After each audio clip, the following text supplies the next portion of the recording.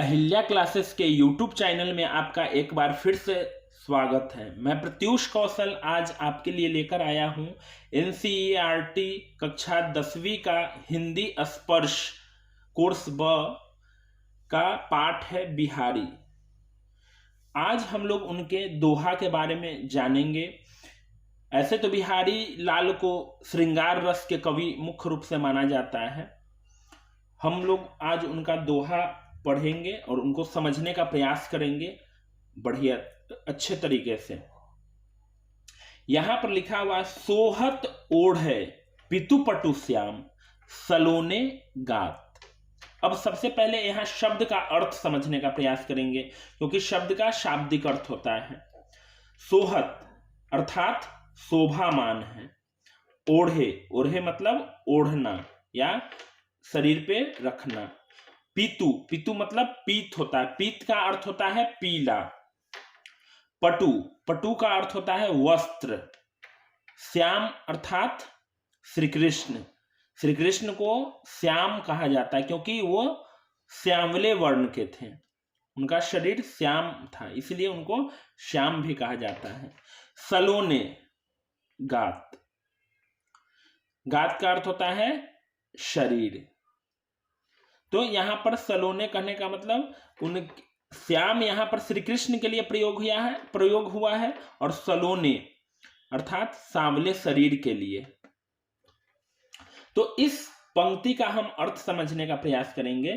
सोहत ओढ़े पितुपटि श्याम सलोने गात, अर्थात श्री कृष्ण के श्यामले शरीर पर जो पीले रंग का जो वस्त्र है जो ओढ़े हुए हैं वो क्या हो रहा है, शोभामान हो रहा है। फिर से समझने का प्रयास करेंगे कि पहले पंक्ति से यह स्पष्ट होता है, बिहारी लाल यह कहना चाहते हैं कि जो श्यामले शरीर जो श्री कृष्ण का है वह पीले वस्त्र ओढ़ने के कारण बहुत ज्यादा शोभामान हो रहा है। अब दूसरा पंक्ति समझेंगे। मनो नील मणि शैल पर आतपु परियो प्रभात। मनो मतलब मानो। नीलमणि एक पत्थर होता है जो सांवले कलर का होता है।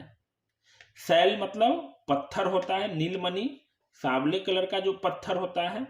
आतपु सूरज की जो किरणें हैं, परियो पड़ता है प्रभात सुबह में, अर्थात श्री कृष्ण का शरीर पीले वस्त्र ओढ़ने के कारण ऐसे शोभामान हो रहे हैं मानो जिस प्रकार सुबह की किरणें, जो सूरज की सुबह की किरणें होती है, जो एक श्यामले पत्थर नीलमणि है, उन पर जब वो किरणें पड़ती है तो वो पूरे पर्वत को ही वो पीला रंग से ढक देता है और वो देखने में जितना सुंदर लगता है, जितना आकर्षक लगता है, उतना ही श्री कृष्ण का शरीर भी लगता है, क्योंकि श्री कृष्ण भी सांवले हैं और पीले वस्त्र ओढ़ने पर वो बहुत ज्यादा आकर्षक और मोहक लगते हैं। इसीलिए उनका नाम पड़ा है मोहन, क्योंकि वो सबके मनों को मोह लेते हैं आकर्षण के कारण। और यहां भी जो नीलमणि जो पर्वत है वह सुबह के किरणों के कारण, सूर्य की किरणों के कारण वो क्या हो रहे हैं, श्री कृष्ण जितना वो आकर्षक है, या कह सकते हैं आकर्षक इतना ज्यादा है जैसे श्री कृष्ण लग रहे हैं। तो इस दोहा से यह बिहारी लाल कहने का प्रयास किए हैं कि सोहत ओढ़े पितुपटु श्याम सलोने गात, अर्थात सांवले शरीर पर जिस तरह पीले वस्त्र शोभामान हो रहे हैं उसी तरह मानो जैसे नीलमणि पर्वत पर जो सुबह प्रातः की जो किरणें हैं सूरज की जो शोभा बढ़ा रही है, उसी प्रकार श्री कृष्ण की भी बढ़ा रही है। अब हम लोग अगले दोहा पे चलते हैं। अब यहां हम देखते हैं दूसरा दोहा बिहारी लाल जी का है। वहां यह दोहा यह है, कहलाते एकत बसत अहि मयूर मृग बाघ, जग तू तपोवन सौ कियो दीरग दाघ निदाघ। अर्थात प्रथम पंक्ति से यह स्पष्ट होता है, कहलाते मतलब कहलाता है, एकत मतलब एक, बसत मतलब बसने वाला, अहि का मतलब सांप, मयूर का मतलब मोर, मृग का मतलब हिरण और बाघ। कहने का मतलब है जग तू तपोवन सौ कियो दीरघ दाघ निधाग। निधाग का मतलब होता है गर्मी और दीर्घ दाघ का मतलब होता है लंबा या तेज। सौ मतलब 100, कियो मतलब करना, तपोवन मतलब तपोभूमि जहां पर तपस्या की जाती है, वैसे स्थान को तपोवन बोलते हैं। जगतु का अर्थ होता है जगत। अब हम समझने का प्रयास करेंगे कि जब अत्यधिक गर्मी पड़ती है, यह शाब्दिक मैं अभी बतला रहा हूं, लांछनिक मैं इसके बाद बतलाऊंगा। इसका शाब्दिक अर्थ है कि जब अत्यधिक गर्मी पड़ती है तो क्या होता है, यह जगत, यह धरती तपोवन बन जाती है। अर्थात तपोवन का अर्थ होता है जहां पर ऋषि मुनि तपस्या करते हैं।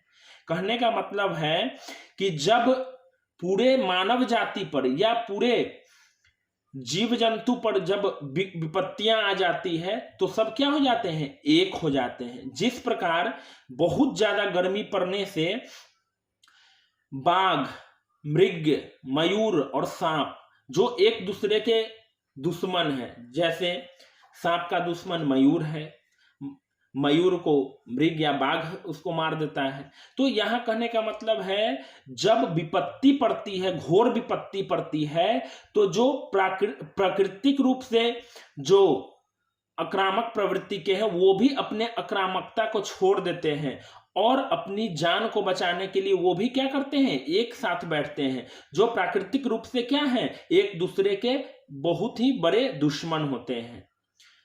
तो इसका शाब्दिक अर्थ यही होता है कि जब बहुत ज्यादा गर्मी जब पड़ने लगते हैं, जब तालाब सूख जाते हैं, जल के सारे स्रोत बंद होने लगते हैं, तो जितने भी जो जानवर होते हैं जो जंगलों में वास करते हैं वो अपना प्राकृतिक व्यवहार को छोड़कर वो एक हो जाते हैं और सभी लोग मिलकर अपने जीवन को बचाने में लग जाते हैं।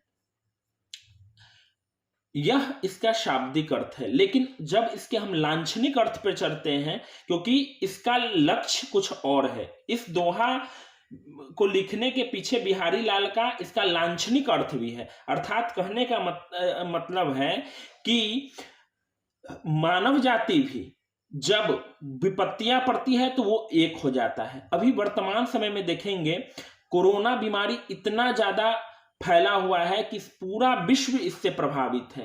आज क्या है, हम लोग आपसी कटुता को छोड़कर, आपसी वैमनस्यता को छोड़कर आज हम लोग सब मिलकर इसके लिए वैक्सीन बनाने में लगे हुए हैं और हम लोग प्रयास कर रहे हैं कि जितना जल्दी से जल्दी हो इस समस्या से हम सभी उबर जाएं।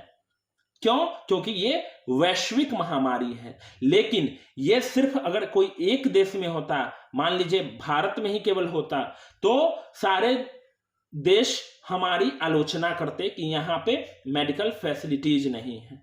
वही बात यहाँ पर बिहारी लाल कहना चाह रहे हैं कि जो ढोंगी ऋषि मुनि होते हैं वो क्या करते हैं, अपने जीविकोपार्जन के लिए ढोंग रचते हैं और सभी एक ही थाली के चट्टे बट्टे होते हैं। अर्थात अगर उन पर विपत्ति आती है तो ऐसे तो वो दिखावा करते हैं कि वो अलग है, उनकी मानसिकता अलग है, उनका सोच अलग है, उनका संप्रदाय अलग है। लेकिन जब विपत्ति पड़ती है तो सारे संप्रदाय एक हो जाते हैं और अपने जीवन की रक्षा करना चाहते हैं। इसीलिए यहाँ पर बिहारी लाल इस दोहा के माध्यम से यह स्पष्ट करना चाहते हैं कि जब विपत्ति बहुत बड़ा होता है तो लोग अपने प्राकृतिक दुश्मनी को भी छोड़कर एक हो जाते हैं। इसका यह भावार्थ है। लांछनिक भावार्थ यही है कि बिहारी लाल कहना चाहते हैं कि जो ढोंगी व्यक्ति होते हैं, जो ईर्ष्यालु व्यक्ति होते हैं, जब विपत्ति पड़ता है तो वो अपने प्राकृतिक व्यवहार को छोड़कर वो अपने जान की रक्षा के लिए वो क्या करते हैं, अपने दुश्मनों से भी दोस्ती कर लेते हैं। इस दोहा से यह स्पष्ट करना चाहते हैं बिहारी लाल। अब हम लोग अगले दोहा पर चलते हैं। इस दोहा में देखेंगे बिहारी लाल जी ने बहुत सुंदर ढंग से क्या कहना चाहा है वो देखेंगे। बतरस लालच लाल की मुरली धरी लुकाई, सौह करे भौहनु हसे दैन कहे नट जाए। इसको समझने का प्रयास करेंगे कि जो राधा है वो श्री कृष्ण से इतना प्रेम करती है कि वो क्या करती है, बतरस मतलब बात से जो आनंद की प्राप्ति होती है उसके लिए, उसके लालच में, लालच मतलब होता है उसकी भूख, लाल की, अपने प्रियतम की, मुरली धरी लुकाए, मुरली मतलब जो बजाने वाला होता है जिसको बांसुरी भी कहते हैं, धरी मतलब धरना, लुकाई मतलब छिपा देना, सौह करे भौहनी हंसे, सौह मतलब शपथ करना होता है, अब भौं मतलब आईब्रो जिसको भौं कहते हैं, हंसे मतलब हंसती है, दैन, दैन मतलब देने के लिए, कहे नटी जाए मना कर देती है। अब राधा को किस चीज की लालच है, तो श्री कृष्ण से बात करने की, क्योंकि वो श्री कृष्ण से बहुत ज्यादा प्रेम करती है और श्री कृष्ण इतने आकर्षक हैं कि उससे केवल बात करने के लालच में क्या करती है, वो अपने प्रियतम की मुरली को क्या कर देती है, छुपा देती है। तो पहले पंक्ति से स्पष्ट होता है, बतरस लालच लाल की मुरली धरी लुकाए, अर्थात अपने प्रियतम श्री कृष्ण से बात करने की लालच में वह क्या करती है, उनके मुरली को छुपाकर रख देती है। सौह करे भौहनु हंसे दैन कहे नटी जाए, अर्थात जब श्री कृष्ण उनको शपथ देते हैं कि तुमने क्या मेरी बांसुरी को छुपाई हो, मुरली को छुपाई हो, श्री कृष्ण जब उससे बोलते हैं कि तुम कसम खाओ, तुम शपथ लो कि तुमने मेरी बांसुरी, क्योंकि श्री कृष्ण को कहीं ना कहीं यह महसूस होता है कि यह किसी और का काम नहीं है, सिर्फ और सिर्फ ये राधा का काम होगा जो मेरी बांसुरी को छुपा दी है।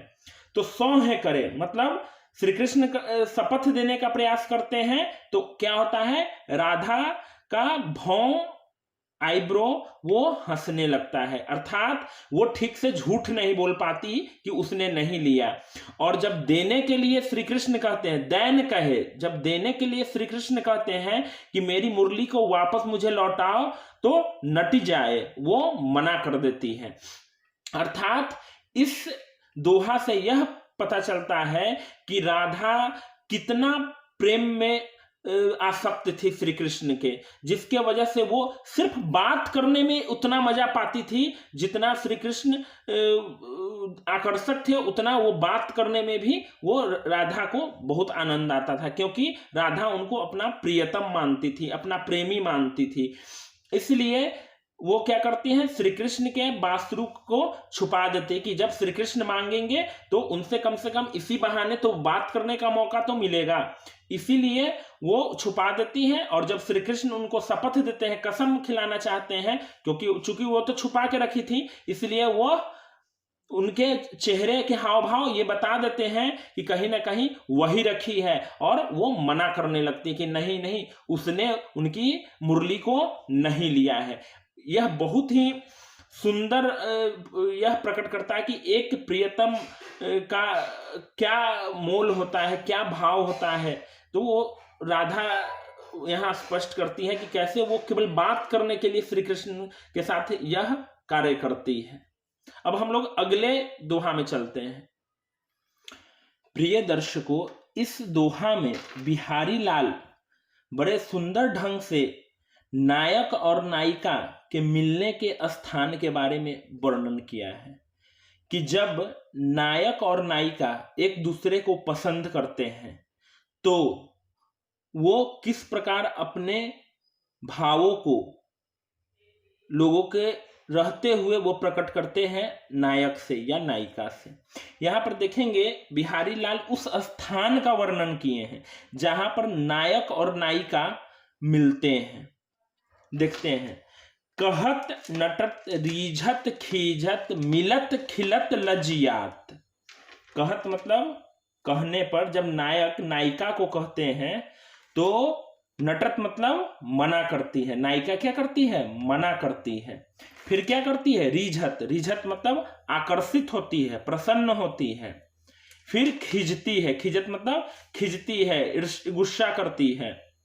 मिलत मिलती है, फिर क्या होता है, उसे अपने प्रेम के बारे में पता चलता है तो उसे आनंद की अनुभूति होती है।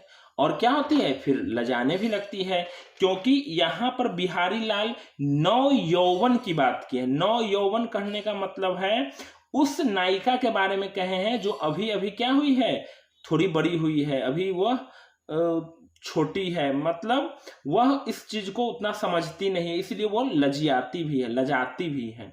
यहाँ पर बिहारी लाल कहते हैं कि जब नायक नायिका को अपने भावों के बारे में बतलाते हैं कि उनके अंदर उसके प्रति क्या भाव है, तो वह पहले नायक नायिका को कहते हैं तो नायिका क्या होती है, मना करती है, नटरत मतलब मना करती है, रिझत मतलब आकर्षित होती है, फिर क्या होती है, उससे गुस्सा भी करती है, क्रोध भी करती है, फिर मिलती है, फिर आनंद की अनुभूति करती है, और फिर लाज लगता है उसे, मतलब शर्म आता है। भरे भवन में, भरे मतलब पूरा जो स्थान के बारे में बिहारी लाल बोल रहे हैं वो वहां पर लोगों से वो पटा हुआ है, भरा हुआ है। भवन मतलब भवन, में करत है, करती है, नैननु ही सब बात, मतलब जब नायक नायिका अपने बातों को अभिव्यक्त करना चाहते हैं और वहां पर अन्य लोग भी रहते हैं, तो वो क्या करते हैं, अपने आंखों से ही अपने सारी भावनाओं को प्रकट कर देते हैं। वो चाहते हैं कि नायक के हृदय में जो बात है वो नायिका तक आंखों से ही पहुंच जाए, ताकि वह अपने मर्यादा से भी बने रहें और अपनी बातों को भी रख पाए, क्योंकि उस घर की बात की गई है, उस स्थान की बात की गई है जहां लोग भरे हुए हैं। तो यहां बड़ा सुंदर अर्थ स्पष्ट करने का काम किया है बिहारी लाल कि किस प्रकार नायक नायिका अपने प्रेम का अभिव्यंजना कैसे करते हैं, शब्दों के माध्यम से न करके वो आंगिक तरीके से करते हैं, आंगिक भाषा में कर लेते हैं, मतलब शारीरिक भाषा में ही कर लेते हैं। और नायक को जो कुछ भी करना होता है वह अपने नयन मतलब आंखों से ही नायिका तक समझा देते हैं, और नायिका जो कहना चाहती है वो इशारों में आंख से ही वो नायक तक पहुंचा देती है। तो यह बिहारी लाल का संयोग श्रृंगार का ये दोहा है, इसमें नायक और नायिका के मिलन की बात होती है, इसीलिए हम लोग इसे संयोग श्रृंगार का ही दोहा कहते हैं। अब हम लोग अगले दोहा पर चलते हैं। इस दोहा में बिहारी लाल यह बतलाने का प्रयास किए हैं कि बैठी रही अति सघन बन, बैठी मतलब बैठी रहना, अति मतलब अत्यधिक, और सघन मतलब घना, मतलब कहते हैं कि वह बैठी रही सघन बन, एकदम घना बन के बैठी रही, पैठी सदन तन मां, अर्थात सदन मतलब घर होता है और तन मतलब शरीर होता है, अपने शरीर को क्या है, घर में रखी हुई है, एकदम सघन में मतलब छाया में रखी हुई है। देखी दोपहरी जेठ की छाहों चाहती छा, और जो जेठ का महीना होता है, जो अत्यधिक गर्मी का महीना होता है, उस समय गर्मी प्रचंड होती है, उस समय क्या होती है, देखी दोपहरी जेठ की, जो जेठ के समय, जो जेठ के मौसम में जो गर्मी होती है दोपहर की, वह बहुत अधिक होती है, प्रचंड होती है। उस समय क्या होता है कि छाया भी क्या चाहती है, छाया में रहना चाहती है, क्योंकि गर्मी का थपेरा इतना होता है कि लोग घरों में दुबके रहने के बावजूद भी गर्मी की अनुभूति करते हैं, प्रचंड गर्मी की अनुभूति करते हैं। जैसा कि हम लोग बिहार में, दिल्ली वाले लोग जानते हैं प्रचंड गर्मी, जिसमें घर में भी रहकर आदमी बेचैन रहता है। तो यहाँ पर इसका शाब्दिक अर्थ यही है, बिहारी लाल देना चाहते हैं कि जब गर्मी का मौसम होता है, प्रचंड गर्मी जेठ के दिन में होती है, और भरी दोपहरी का जो समय होता है वह इतना गर्म होता है कि उस समय छाया भी क्या चाहती है, छाया में रहना चाहती है, ताकि वह गर्मी के थपेरे से बच जाए।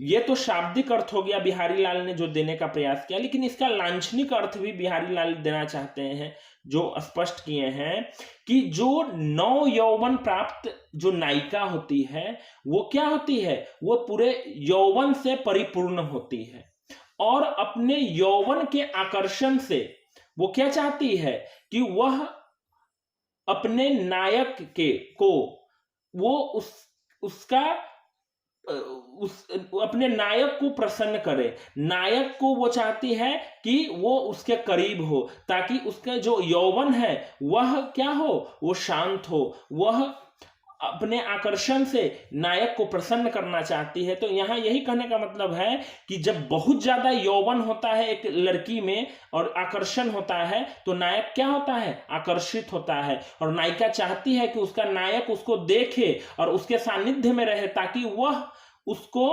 अपने आकर्षित, अपने नव यौवन से उसको परिपूर्ण कर दे, उसको भर दे एकदम। तो यहीं पर कहना चाहते हैं कि वो जो यौवन है वो क्या है, वो एकदम ऐसा है जो नायिका के आकर्षण को कई गुना बढ़ा देता है। और वो चाहती है कि नायक उसके सानिध्य में आकर उसका आनंद ले, उसको अनुभूति करे अच्छे तरीके से। तो इस दोहा में हमने देखा कि जब बहुत ज्यादा गर्मी पड़ती है तो छाया भी क्या करती है, वो सघन दम घना होकर चाहती है कि कहीं पर छाया में वो भी छाह ले ले, ताकि उसको आराम मिले, ताकि उसको प्रचंड गर्मी से वो बच सके। इस दोहा से यही कहना बिहारी लाल चाहते हैं। अब हम लोग अगले दोहा पर चलते हैं। प्रस्तुत दोहा में बिहारी लाल बोलना चाहते हैं कि कैसे एक नायिका अपने हृदय की बात नायक तक पहुंचाने के लिए पत्र लिखना चाहती है। लेकिन होता क्या है, यहां देखेंगे। कागद पर लिखत न बनतु कहत संदेश सुलजात। कागज का अर्थ होता है कागज, और बंतु मतलब बनना, और संदेशु मतलब संदेश या सूचना, लजात मतलब शर्माना। तो नायिका क्या होती है, कागज पर अपनी बातों को लिखने के में वो शर्माती है। वो नायक को पत्र लिखना चाहती है, लेकिन जैसे ही कागज उठाती है उसको बहुत शर्म आता है कि कैसे अपने मनोभावों को वह लिखे शब्दों के माध्यम से। वह शर्माने लगती है, उसको लगता है कि मैं कैसे अपने नायक को, अपने प्रियतम को अपनी बातों को लिखूं। उसको दुविधा होता है कि हम कैसे लिखें। वो शर्माती है अपनी बातों को नायक तक पहुंचाने में, लिखने में। कहीं है सब तेरे तेरो हियो। यहां कहते हैं कि कहीं है मतलब कहना, सबू मतलब सब, और हियो का अर्थ है हृदय, मेरे हिय की बात। अर्थात नायिका जब लिखने से शर्माती है तो वो सोचती है कि काश जितना बात मेरे हृदय में है, जितने भाव मेरे हृदय में है नायक के प्रति, काश वो बातें हमारे नायक के हृदय में चला जाए, ताकि वह स्वयं की अनुभूति से ही वो समझ सके कि मेरे हृदय में कौन सी पीड़ा है, मेरे हृदय में कौन सी बात है। तो यहाँ पर बहुत सुंदर तरीके से बिहारी लाल ने इस दोहा के माध्यम से बतलाया है कि एक नायिका जो नायक को अपनी बातों को बतलाना चाहती है, लेकिन वह लिखने में शर्माती है, और वो चाहती है कि उसके हृदय की जो बात है, उसके आत्मा की जो बात है, काश उसके हृदय से नायक के हृदय में चला जाए, ताकि नायक स्वयं के अनुभव से ही नायिका की सारी बातों को समझ सके। या कहीं ना कहीं यहाँ पर यह दृष्टिगत करने का प्रयास किया गया है कि नायक नायिका का जो भाव होता है एक ही भाव होता है, क्योंकि प्रेम क्या होता है, पूर्ण होता है। जब नायक नायिका प्रेम में होते हैं तो दोनों की मनोदशा एक समान होती है। एक के बिना दूसरा तड़पता है और दूसरे के बिना पहला तड़पता है। दोनों के अंदर एक ही भाव होते हैं मिलन के, और अपने बातों को, अपने भावों को, अपने अनुभवों को साझा करने का। तो यह बिहारी लाल ने इन पंक्तियों से, इन दोहों से इसे प्रकट करने का प्रयास किया है। अब हम लोग चलते हैं अगले दोहा पे। प्रस्तुत दोहा में बिहारी लाल जी बताना चाहते हैं कि उनके पिताजी का क्या भाव था इस दोहा में, वो बतलाना चाहते हैं। प्रगट भये द्विजराज कुल, प्रगट भये द्विजराज कुल, सुबस बसे ब्रज आई। यहां देखेंगे पहले पंक्ति में प्रकट का मतलब होता है प्रस्तुत होना या आगमन होना। भय मतलब हुए, द्विजराज मतलब चंद्रमा, चंद्रमा के कुल में प्रकट हुए, सुबस, सुबस मतलब स्वेच्छा से, और बसे मतलब बस जाना, निवास करना। ब्रज आई, ब्रज की भूमि पर। मेरे हरो कलेश सब, मेरे मतलब मेरा, हरो मतलब हरिये, कलेश जो कष्ट और पीड़ा है उसको हरिये। केशव, केशवाई, यहां केशव श्री कृष्ण को कहा गया है। तो यहां समझेंगे शुरू से कि प्रगट भय द्विजराज कुल।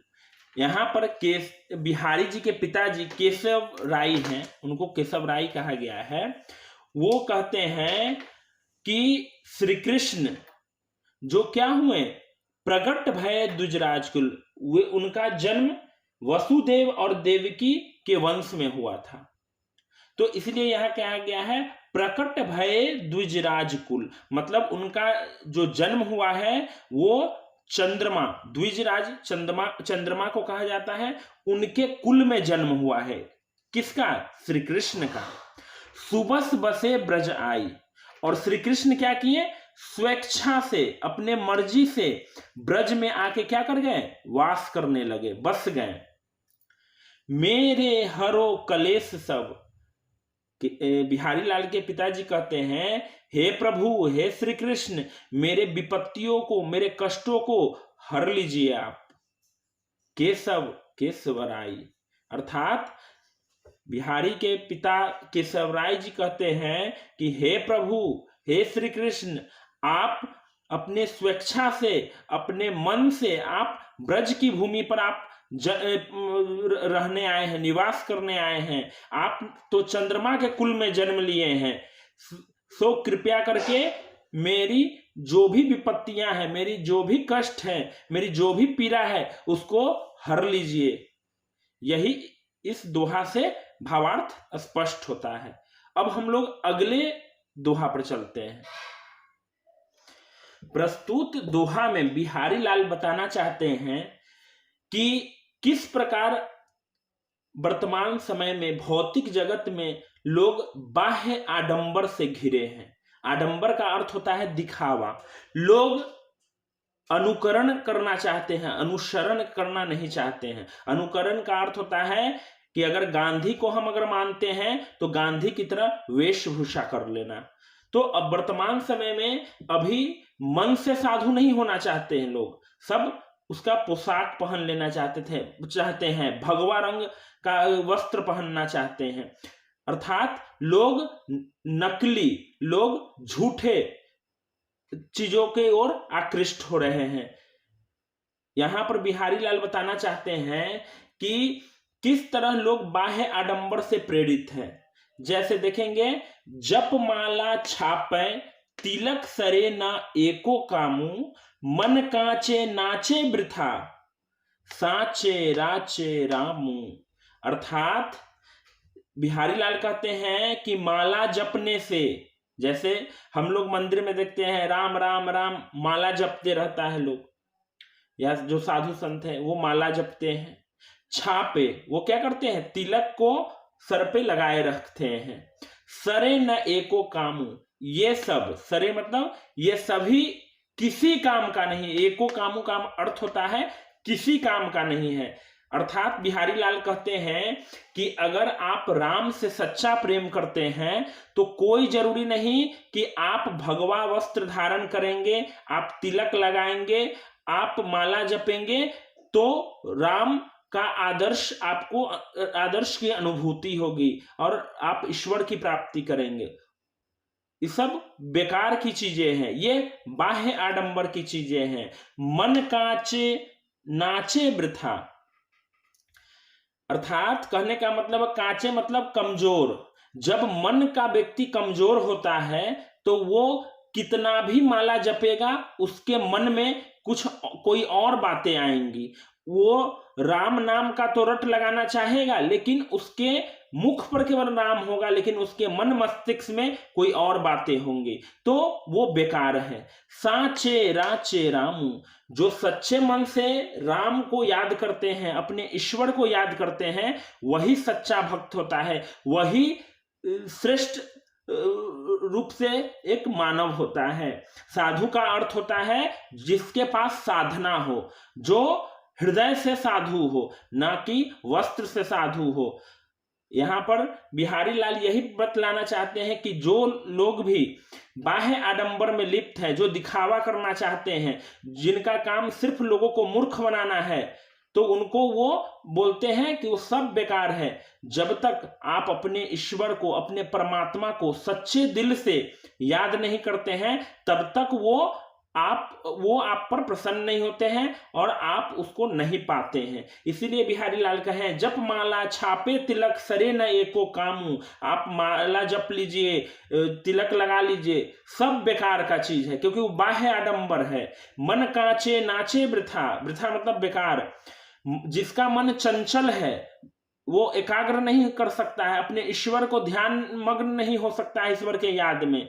उसका मन क्या होगा? चंचल होगा, कमजोर होगा। वो राम नाम तो जपेगा, लेकिन उसके हृदय में कुछ और बातें चलते रहेगी, उनके मन मस्तिष्क में कुछ और बातें चलती रहेगी, तो वो सब बेकार है। वैसा जपने से कोई फायदा नहीं। साचे, साचे मतलब सच, राचे रामू, जो जिसके मन में सच्चे हृदय में राम बसते हैं, वही सच्चा भक्त कहलाता है। क्योंकि भक्त क्या होता है? आडंबर मुक्त होता है, और न उसके पास कोई तर्क होता है कि अपने ईश्वर के लिए। वो सिर्फ और सिर्फ अपने ईश्वर की प्राप्ति के लिए वो हमेशा तत्पर रहता है और चाहता है कि किस प्रकार वो अपने हृदय को पवित्र कर ले, ताकि उसमें उसके ईश्वर साक्षात प्रकट होके उसको दर्शन दे और वो अपने मोक्ष को प्राप्त करे, और अपने जीवन में जो उपलब्धियां हो ईश्वर प्राप्ति में, जो आनंद की अनुभूति करना चाहता है, उसको उसकी प्राप्ति हो जाएगी। तो दर्शकों, मुझे ऐसा लगता है कि हमने जो कोर्स 10वीं कक्षा का जो हमने यहाँ पर बिहारी लाल का जो दोहा पढ़ा, वो तृतीय पाठ का है। तो ऐसा लगता है कि मैंने पूर्ण रूप से आपको समझाने का प्रयास किया।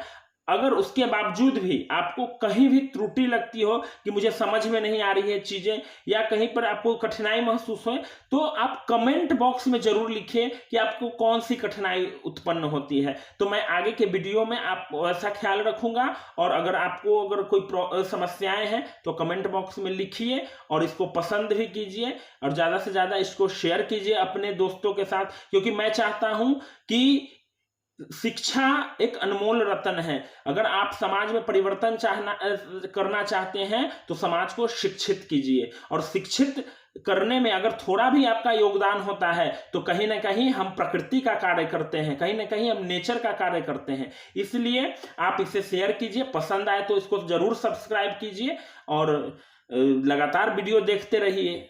धन्यवाद।